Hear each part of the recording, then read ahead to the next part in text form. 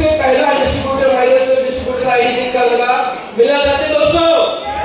लुधियाना के founder distributor मिला जाते हैं जिन्होंने बहुत सारी अचीवमेंट रखी और बहुत सारी लीडरशिप बनाई और बहुत सारी मजबूत लीडरशिप के साथ बहुत बड़ी बड़ी अचीवमेंट करी। मिलना चाहते हैं, मिला जाएंगे तो कैसे मिलाते हैं दोस्तों हम लोग अपने मेंटर को?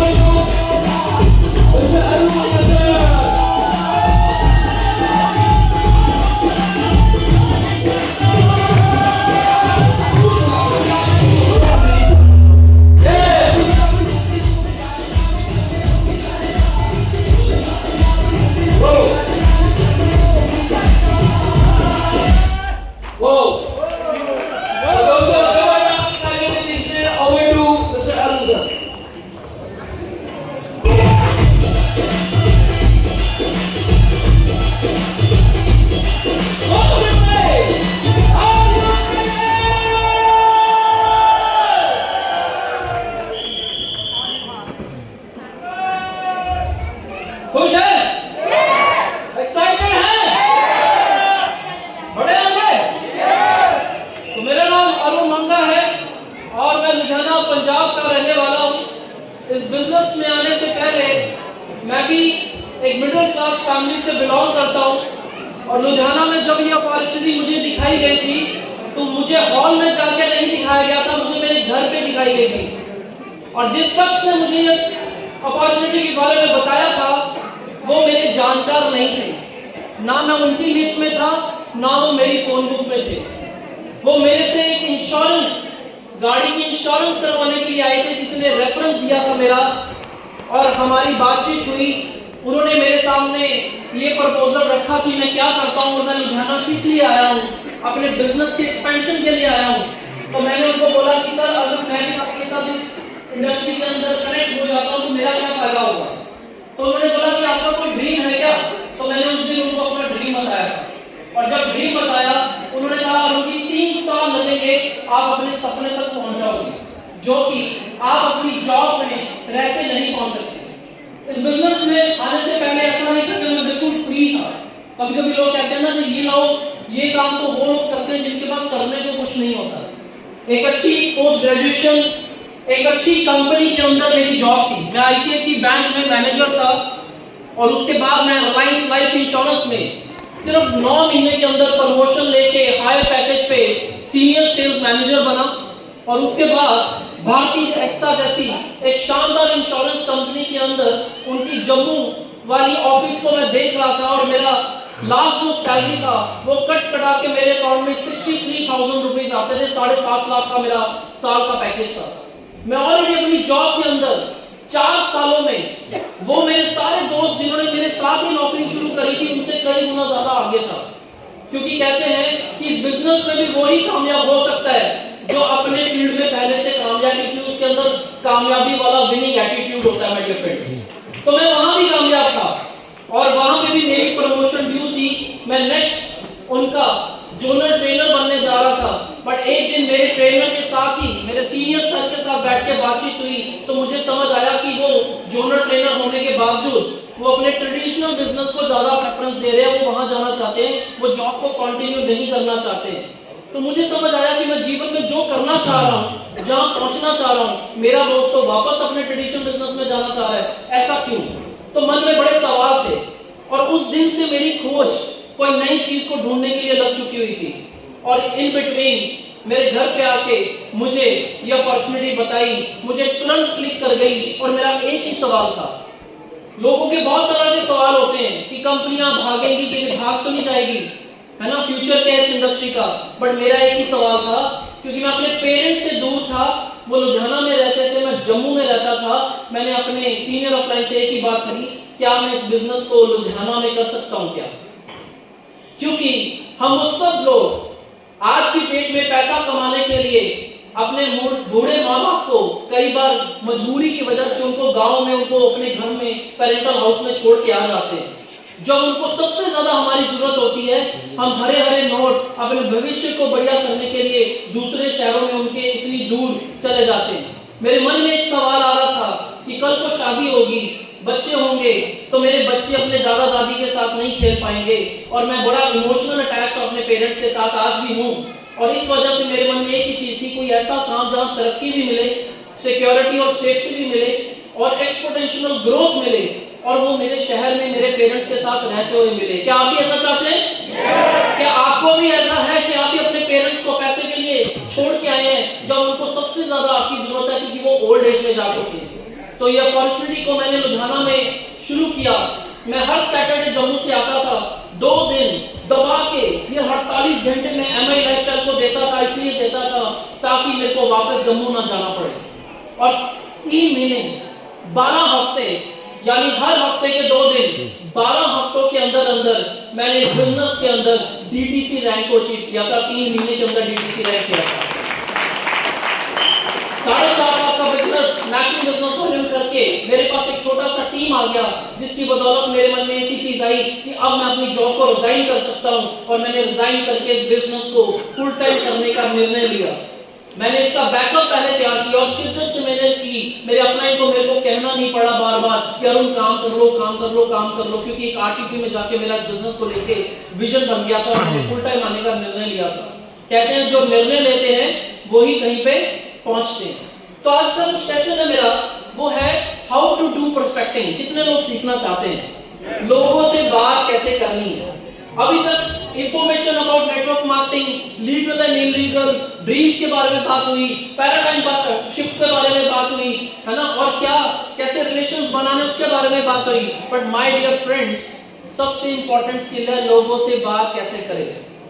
क्योंकि मेरे पास एक्सपर्टाइज है कि मैंने तकरीबन पिछले 5 सालों में ना करते भी 2500 से 3000 लोगों के बीच में प्रोस्पेक्टिंग करी है कोल्ड मार्केट की।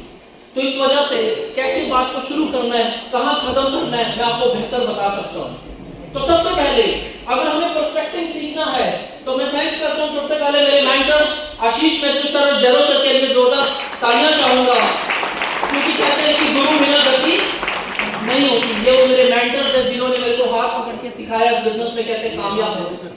तो 4 पिलर्स होते हैं नेटवर्क मार्केटिंग के अंदर, और उसमें से एक पिलर बड़ा महत्वपूर्ण होता है जहां से बातचीत की शुरुआत होती है, उसको बोलते हैं प्रोस्पेक्टिंग एंड इनविटेशन। लोगों से बात कैसे करें, लोगों को इनवाइट कैसे करें।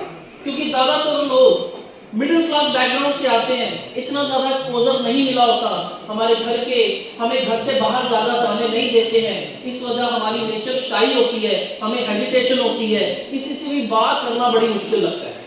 और सबसे बड़ा दूसरा चीज जो मन में आता है कि अगर मैं किसी के बारे में, अगर किसी के साथ मैं बात कर भी लूं इस इंडस्ट्री को लेके, वो मेरे बारे में क्या सोचेगा। वो सोचेगा फलाना इतना बड़ा सरनेम का बच्चा इतना पढ़ाई लिखाई करने के बाद ऐसे काम में जा चुका है जहां मेंबर बनाने वाला काम होता है। जो धारणाएं पंजाब में या पूरे इंडिया के अंदर लोगों की है, वो वैसी सोच के साथ आपको देखते हैं, सही नहीं? अगर हम इस इंडस्ट्री को लेके कॉन्फिडेंट हैं तो हमें घबराने की भी जरूरत। और ये आरटीपी आपके उसी विजन को बिल्ड कर रहा है जिससे आप 100% कॉन्फिडेंट होके मार्केट में उतर के बिना हेजिटेशन से लोगों से बात कर सकते हैं। क्योंकि जब तक लोगों से बात नहीं करेंगे तो आपका नेटवर्क बनेगा कैसे, माय डियर फ्रेंड्स, राइट? और नेटवर्क मार्केटिंग में प्रोस्पेक्टिंग का पिलर के लिए सबसे इंपॉर्टेंट ये 3 पॉइंट्स है। प्रोस्पेक्टिंग एक आर्ट है, एक कला है जिसको आपको सीखना होगा और इसमें समय भी लगेगा, ये रातों रात नहीं आती है। मैंने खुद से इतनी गलतियां करी हैं कि अच्छा व्यक्ति भी कई बार मेरे हाथ से निकल जाता था, क्योंकि मेरे मुंह से वो वर्ड निकल जाते थे जिससे उसको पता चल जाता था कि मैं क्या कर रहा हूँ, जिसकी वजह से वो मेरा फोन उठाना बंद कर देता था। फिर मुझे समझ आया अगली बार क्या नहीं बोलना है, फिर तीसरी बार समझ आया और क्या बोलना है, और चौथी बार आते आते मुझे क्लैरिटी होगी कि कितना बोलना है। तो वो शब्दावली आज मैं आपको सिखाऊंगा, राइट। और दूसरा, आपके पास एक स्ट्रॉन्ग रीजन और स्ट्रॉन्ग माइंडसेट होना चाहिए। अगर आपके पास सपना नहीं है तो आप लोगों से जाके बात नहीं कर पाएंगे, क्योंकि जो आपकी क्लोज मार्केट है, जो आपकी वार्म मार्केट है, वो तो चंद दिनों में ही खत्म हो जाती है, क्योंकि आजकल रिश्ते बहुत आपको पता है नाजुक चल रहे हैं, सही है कि नहीं, राइट नो। अगर क्लोज की बात करें 4 से 5 लोग होते हैं, अगर वार्म की बात करें 15 से 20 लोग होते हैं जिनका प्रोफेशनल रिलेशन आपके साथ होता है, और बाकी पूरा भारत आपके लिए कोल्ड मार्केट है। और सबसे ज्यादा डायमंड्स, सबसे ज्यादा काबिलियत रखने वाले लोग वो पूरे भारत के 140 करोड़ लोगों के बीच में बैठे हैं माय डियर फ्रेंड्स। उनको कैसे लेके आना है, इसके लिए आपको ये कला सीखनी पड़ेगी। And third, meet more people for practice.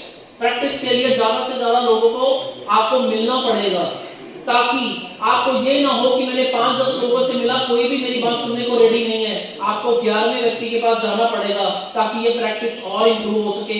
और एक दिन ऐसा आएगा जब भी आप किसी को अप्रोच करेंगे 100% वो आपके साथ नंबर भी एक्सचेंज करेगा, आपके कहने पे आपकी इंडस्ट्री को सुनने के लिए भी आपके घर पे आएगा, राइट। तो सबसे इंपॉर्टेंट, बातचीत की शुरुआत कैसे करें। स्टेप 1 जल्दी से लिखिए, मैं 4 स्टेप्स आपको बताऊंगा। स्टेप 1, बातचीत की शुरुआत हमेशा सामान्य रखिए। कई बार क्या होता है कि नेटवर्क मार्केटिंग की आरटीपी लगाने के बाद हम इतना एक्साइटेड हो जाते हैं, हम जाते सार गन को लेते हैं और फायर करने शुरू कर देते हैं। भाई तेरे को एक काम बताना है, भाई एक बंदे बनाने वाला काम आ गया है, एक जोड़ने झाड़ने वाला काम आ गया, तूने प्रोडक्ट खरीदने हैं, प्रोडक्ट बिकवाने हैं। हम ऐसी बातें शुरू कर देते हैं, बट हमें इन 4-5 बातों पे ध्यान देना है। सामान्य बातें, जैसे आप पहले भी किसी को मिलते थे और क्या बात करते थे, और भाई क्या हाल चाल है, कैसे हो, तुम्हारे घर में कैसे हैं सब, भाभी जी कैसे हैं। हाँ, भाभी जी की जगह से याद आया उसको दीदी बोलना थोड़ा बेटर रहेगा। दीदी कैसे है ना, बच्चे कैसे हैं, पढ़ाई कैसे चल रही है उनकी, मम्मी पापा के बारे में जरूर पूछिए, उनकी हेल्थ कैसे है ना। ये वो लोगों के साथ बातचीत होगी जिनको आप क्लोज मार्केट बोलते हो या वार्म मार्केट बोलते हो, जिनके साथ आपका उठना बैठना बहुत ज्यादा है, राइट। उनके साथ सामान्य बात करो, एकदम से अपनी नेटवर्क मार्केटिंग को लेके, एमआई को लेके बात मत करो, नहीं तो अपने माइंड को क्लोज कर लेगा। क्लियर हो गया है ना। सामान्य रूप से बात करें, स्वास्थ्य के बारे में, परिवार, सामान्य चर्चा, क्या चल रहा है, जॉब कैसे चल रही है, घर कैसे चल रहा है, और बताइए बच्चों की पढ़ाई कैसे चल रही है। सुनने में आया था माता जी की तबीयत ठीक नहीं थी, अभी आंटी जी ठीक है, चलो मैं आऊंगा किसी दिन पता लेने, है ना, आंटी जी को मेरा नमस्कार बोलना। सामान्य, जैसे उसको लगे कि आप उसमें जेन्युइनली इंटरेस्ट ले रहे हैं, पहला स्टेप। स्टेप 2, अगर आप टेलीकॉलिंग कर रहे हैं, यानी फोन पे बात कर रहे हैं, या सामने जाके बात कर रहे हैं, या वो आपको कहीं पे मिल गया है, तो याद रखिए ज्यादा समय उसके पास खड़े नहीं रहना है। हमें 5 मिनट के अंदर अंदर अपनी बातचीत को करना है और निकलना है। अगर टेलीफोन भी हम कर रहे हैं तो वहां पे भी क्या बात करनी है, हेलो सुनील भाई कैसे हो, ठीक हो, मेरे लिए, मेरे पास तुम्हारे लिए कुछ बहुत इंपॉर्टेंट है, मैं फोन पे नहीं बता पाऊंगा, इसलिए तुम्हारा 30 मिनट्स का समय चाहिए, तुम्हारे घर मैं आऊं या तुम मेरे घर आज शाम को आओगे। क्लियर कट बात, मैं तुम्हारे घर आऊं या तुम मेरे घर पे आओगे, मुझे सिर्फ 30 मिनट का आपका समय चाहिए। चाहे 30 मिनट बोल के उसके अंदर 2 घंटे बैठे रहो, कोई मतलब नहीं है ना, पर उससे 30 मिनट ही बोलो, ताकि उसको ये ना लगे ये तो 1-2 घंटे मिल जा रहा है। तो ये है हमारा स्टेप 2। अब स्टेप 3 में अगर आपकी क्लोज मार्केट है और वार्म मार्केट है, तो आप इस तरह से बातचीत को शुरू करेंगे। सबसे पहली लाइन, मैं अपनी लाइफस्टाइल से बहुत प्रभावित हूं। जब तक आप किसी की तारीफ नहीं करेंगे, आप उसके साथ कनेक्ट नहीं हो पाएंगे। तारीफ करेंगे तो कनेक्ट हो पाएंगे, फिर बातचीत आगे बढ़ेगी। अब मेरे लिंक में जितने भी ऐसे मेरी हम उम्र के या मेरे से बड़े जो एज में है, मैं उनको जाके एक ही लाइन बोलता हूँ, सर मुझे आपका लाइफस्टाइल बहुत अच्छा लगता है, आपने अपनी कड़ी मेहनत से अपने बच्चों का लालन पालन बहुत अच्छा किया, अपने परिवार की परवरिश बहुत अच्छी करी है ना, मैं आपसे इसी बात से लेके बहुत प्रभावित हूँ। और हमारी सोसाइटी में बहुत सारे ऐसे लोग होते हैं जो राजनीति को लेके अच्छा नॉलेज रखते हैं, कुछ लोग रिलीजन को लेके अच्छा नॉलेज रखते हैं, कुछ लोग फाइनेंशियली अच्छा नॉलेज रखते हैं। आप उसके पर्टिकुलर उस चीज को लेके तारीफ कीजिए, फिर उसके साथ अपने आप को कनेक्ट कीजिए। सेकंड लाइन, आप मेरी जिंदगी में बहुत इंपॉर्टेंट पर्सन है, बहुत महत्वपूर्ण पर्सनालिटी है, राइट। मेरे जीवन में निर्णय लेने में आपका हमेशा से अच्छा योगदान रहा है। लास्ट टाइम भी जब मैंने पढ़ाई करनी थी तो 10th में और +1 में जाके मैं कौन सा स्ट्रीम चूज करूं, आपने मुझे अच्छा गाइड किया था कि मैं कॉमर्स लेके शुरू करता हूं। तो किसी ने भी आपकी पास्ट में हेल्प करी है, उसको वो हेल्प के लिए थैंक यू बोलो और याद दिलाओ कि उसने हमारी हेल्प करी थी, इसलिए उसको उसकी तारीफ करो, उसको कनेक्ट करो। देन आप बहुत सकारात्मक विचारक मेरे सर्कल में हैं, आप बहुत पॉजिटिव एटीट्यूड रखने वाले व्यक्ति हैं मेरे सर्कल में, इसलिए मुझे आपसे एक एडवाइस चाहिए। तो एडवाइस के लिए हमें प्रेजेंटेशन रखना होगा, वो भी मैं आपको बताऊंगा। आपका व्यापार करने का नजरिया बहुत अच्छा है, इसके लिए मैं आपको थैंक यू बोलना चाहता हूं, क्योंकि आपका ये नजरिया ही बहुत सारे लोगों की लाइफ में बदलाव लेके आ सकता है। आपका वित्तीय ज्ञान, जैसे कि किसी के पास फाइनेंशियल एजुकेशन बहुत अच्छी होती है कि स्टॉक मार्केट में पैसा कैसे लगाना है, म्यूचुअल फंड, इंश्योरेंस, तो आप उसको उस चीज के लिए बातचीत कर सकते हैं। ये नोट डाउन कर लिया सबने, राइट। ये किसके साथ करना है, जो हमारी हॉट और वार्म कैटेगरी है। नेक्स्ट और पॉइंट्स है, आपका जजमेंट मुझे बहुत अच्छा लगता है, हमेशा से आपकी एडवाइस मेरे करियर के लिए बहुत फलदायी रही है। पीछे हो जाओ। आप हमेशा ओपन माइंड से चीजों को सुनते हो, फिर निर्णय लेते हो कि उसको करना है कि नहीं करना है। मुझे आप में ये बात बड़ी अच्छी लगती है। आपने हमेशा से मुझे बहुत सपोर्ट किया है। तो ये कुछ पॉइंट्स हैं जहां आप हॉट और बॉम्ब मार्केट की मार्केट को कनेक्ट कर सकते हो, राइट। इस स्टेप को बोलते हैं प्रेस करके अपने रिलेशंस को इंप्रूव करना।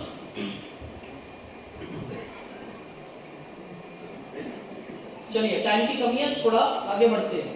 आपको थोड़ा पता तो चल गया ना किस टॉपिक पे बात करनी है। अब कोल्ड मार्केट में कैसे बात करनी है। मैं किसी से बाइक की सर्विस करवाने जाता हूँ, कार की सर्विस करवाने जाता हूँ, कोई एसी खरीदने जाता हूँ, कोई टीवी खरीदने जाता हूँ, कोई मोबाइल खरीदने जाता हूँ, मैं सेल्समैन को एक ही बात बोलता हूँ, आप बताओ सर कौन सा प्रोडक्ट अच्छा है। हालांकि मुझे पता होता है मुझे कौन सा नहीं है, बट मैं पहले उसको चॉइस देता हूँ कि आप बताओ आपको कौन सा अच्छा लगता है, आपको कौन सा समझ आ रहा है। आपकी सेवाएं मुझे अच्छी लगी, आपका उत्पाद विकल्प अच्छा लगा, आपने मुझे प्रोडक्ट में जो चॉइस दी वो मुझे बहुत अच्छी लगी। आप कस्टमर की नीड को जल्दी समझ लेते हो, ये एनालिसिस आपके मुझे बहुत अच्छे लगे। आपका समझाने का तरीका बहुत अच्छा लगा, राइट। आपका स्टाइल बहुत अच्छा लगा, आपका एटीट्यूड बहुत अच्छा लगा, आपका ड्रेसिंग सेंस अच्छा लगा। किसी के घर में गए या किसी की गाड़ी अच्छी है तो उसको बोलो सर आपकी गाड़ी की नीट एंड क्लीननेस देखो मुझे बहुत अच्छा लगा, आपका गाड़ी का जो आपने मॉडिफिकेशन की है मुझे वो बहुत अच्छी लगी, राइट। इसी तरह से कोई राजनीतिक, धार्मिक, कोई भी व्यक्ति किसी भी झुंड में कोई भी अच्छी बात कर रहा है तो आपने उसको कॉन्ट्राडिक्ट नहीं करना, आपने उसकी तारीफ करनी है। सर बाकी गल्ला दी गल्ला जो तुसी मुझे पॉलिटिक्स बारे दस्या ना सर, मैं तो इतना सारी सोचा ही नहीं, मेरे को बहुत अच्छा लगा। और याद रखिए हम लोग एंटरप्रेन्योर हैं, बिजनेसमैन हैं, हम किसी एक पर्टिकुलर पार्टी के नहीं हो सकते। वोट के टाइम पे हो सकते हैं, वैसे नहीं हो सकते। मुझे आगे कोई कहता है कि हमें तो आरजी बड़ा अच्छा लगता है, अब आप समझ होंगे आरजी कौन है, तो मैं उनको बोलता हूँ मेरा भी फेवरेट वही है, राइट। तो जब मुझे बोलता है कि आपका एनएन बहुत अच्छा लगा है तो मैं बोलता हूँ जी मेरे भी फेवरेट वही है। और अगर वो कहते हैं हम तो ये बाबा जी को मानते हैं, मैं उनको एक ही बात बोलता हूँ ये बाबा जी ने तो कमाल कर रखा है मार्केट में, राइट। इनके पास जाके 2 मिनट बैठ जाइए, क्या ऑरा आती है पॉजिटिव। मेरे दोस्त ने भी मेरे को इनके बारे में बताया था, राइट।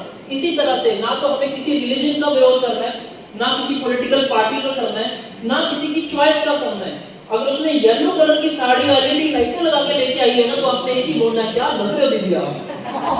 आपने नहीं बोलना कि येलो के ऊपर रेड बल्ब लगाने थे, चाहे उसने येलो ही लगा ली, क्योंकि आप कौन हो, एंटरप्रेन्योर हो, आपका मकसद अलग है, राइट। जब वो आ जाएगी टीम में फिर समझाएंगे ऐसे वाले अच्छे नहीं लगते, आपको प्रोफेशनल ही होना चाहिए, वो बात की बात है।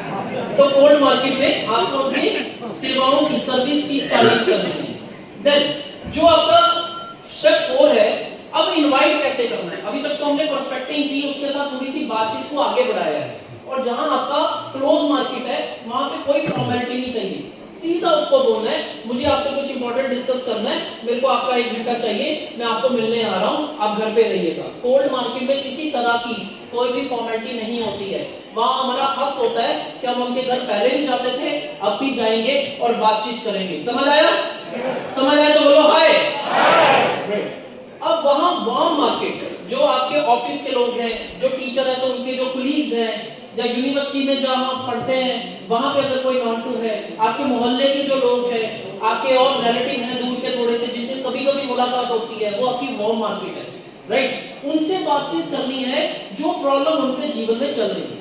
अगर कोई जॉब कर रहा है, हो सकता है अपनी कम सैलरी से परेशान हो, अपने बॉस से परेशान हो, डेली रूटीन से परेशान हो, अपनी कम सैलरी से परेशान हो, है ना? उसके घर में हेल्थ इश्यूज चल रहे होंगे, महंगाई से बड़ा परेशान हो, रेंटेड प्रॉपर्टी में रह रहा हो, राइट? ऐसी कई सारी चीजें हमें पता होती है जिनके साथ हम रोज उठते बैठते हैं, बट एक दूसरे के घर नहीं आते, यानी आपके कुलीग्स लोग, राइट? तो वहां हमने बात करनी है नौकरी की समस्या, बॉस, समय लिवरेज, आपको लाइफ में क्या क्या डिससैटिस्फैक्शन है आज की डेट में, आप किस चीज के लिए आप डेली मेहनत करते हो, उसका पीएमएफ फाइंड आउट करना है, प्राइमरी मोटिवेटिंग फैक्टर, उसको फाइंड आउट करके उसके ऊपर बात करनी है हमें, राइट?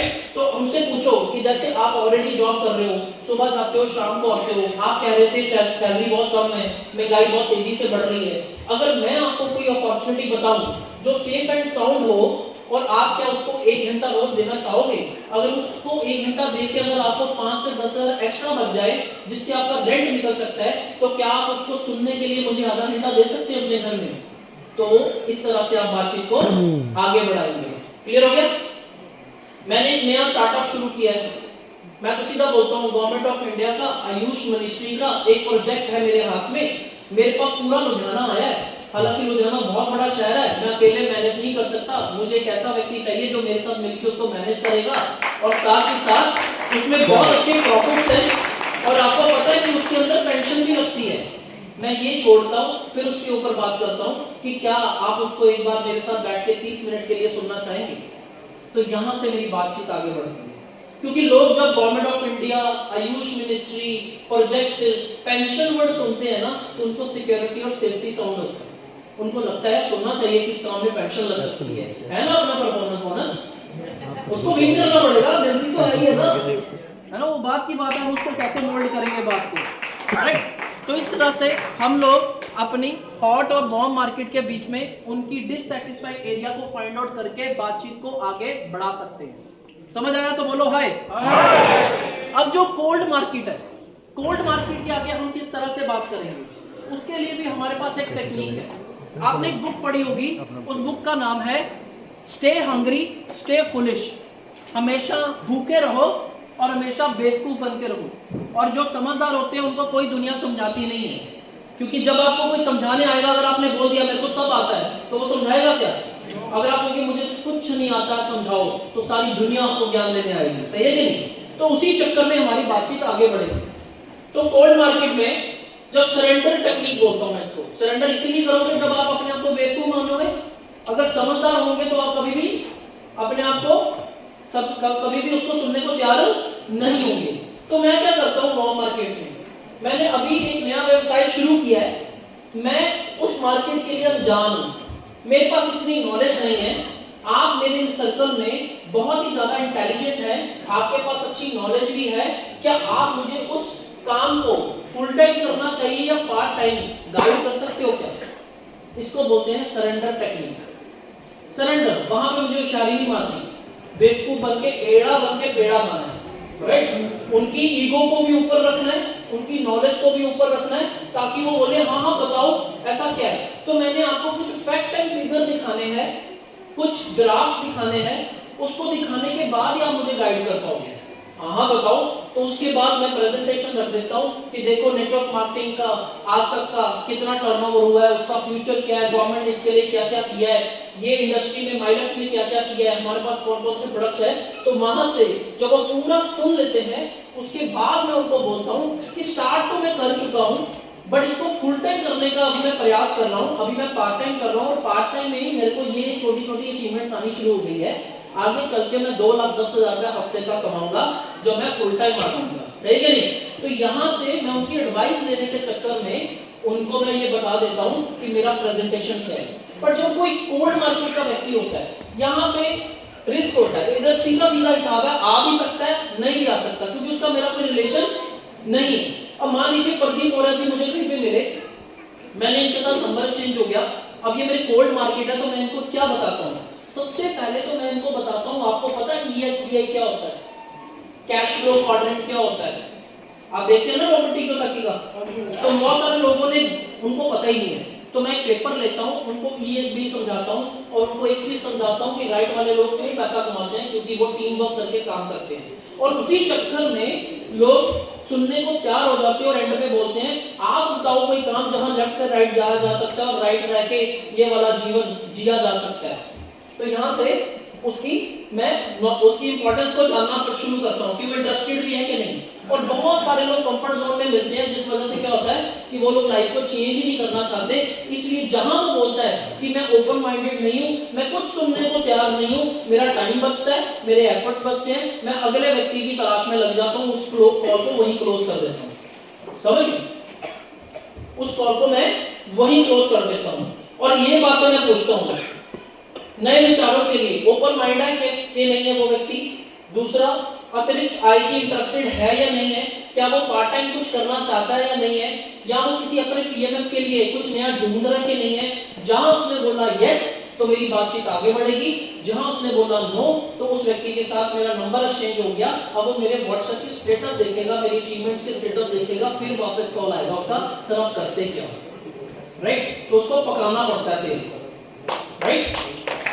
और कभी भी व्हाट्सएप स्टेटस में प्रोडक्ट मैं नहीं डालता हूं। सॉरी टू से, टीम में बहुत सारे लोग डालते हैं, प्रोडक्ट नहीं डालता हूं। प्रोडक्ट कभी ऐसे नहीं दिखता है, राइट और रॉन्ग? दूसरा, मैं क्या डालता हूं, मान लीजिए वहां से एंटर किया मैं RTP में, मेरी एक वीडियो बनी है, यहां आया हूं, क्लैपिंग हो रही है, बस मैं उसमें किसी तरह का लोगो नहीं आने देता हूं, क्योंकि लोगो को वो सर्च करेगा गूगल में और तुरंत फिर मेरे को ब्लॉक करेगा कि इसका फोन ना आ जाए। तो मैं लोगो नहीं आने देता हूं, मैं सिर्फ अपने आप को इंट्रोड्यूस करता हूं, बंदे को लाइफस्टाइल दिखाता हूं, फिर वो बोलता है सर आप करते क्या हैं, फिर उसको बैठाता हूं और फिर मैं बातचीत करता हूं, क्योंकि लोगों तो वो गूगल पे सर्च करके मेरे को क्लोज कर देगा। तो ये 4 स्टेप्स है। अभी मैं अपनी जर्नी शेयर करता हूं किस तरह से इस इंडस्ट्री के अंदर मैं आया। विद इन 5 मिनट्स के अंदर